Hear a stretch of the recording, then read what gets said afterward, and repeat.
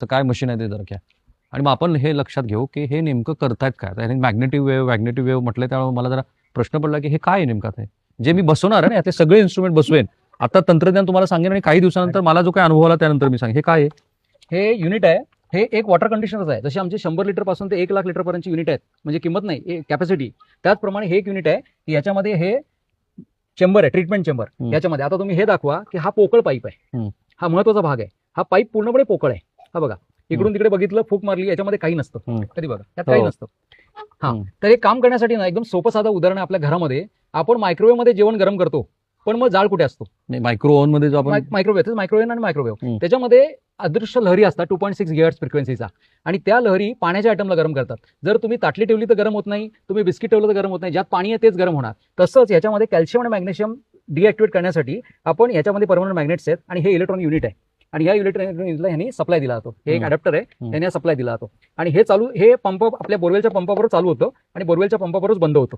आणि यातनं आपण बोरवेलमधनं हे पाणी जे आहे ते एक पार्ट, म्हणजे तुमच्या घरामध्ये पाणी चढते साधारणपणे तासाला 4000 लिटर, त्यातलं फक्त 300 लिटर पाणी आपण बोरवेलच्या याच्यामध्ये रिटर्न टाकतो. इकडे जा बोरवेलकडे. तर तुमचं असं म्हणणं आहे की तुमचं हे जे इन्स्ट्रुमेंट आहे ते कुठे बसवायचं आहे? आता आमचा इनलेट आणि आउटलेट आहे.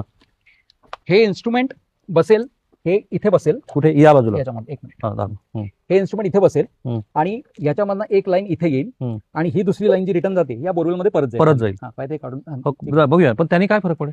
त्याने हा फरक पडतो की हे जे पाणी आहे ना, हे आता साधं पाणी नाहीये, हे रिचार्ज झालेलं पाणी आहे. म्हणजे हे पाणी ऍसिड सारखं काम करतं, ऍसिड नसताना.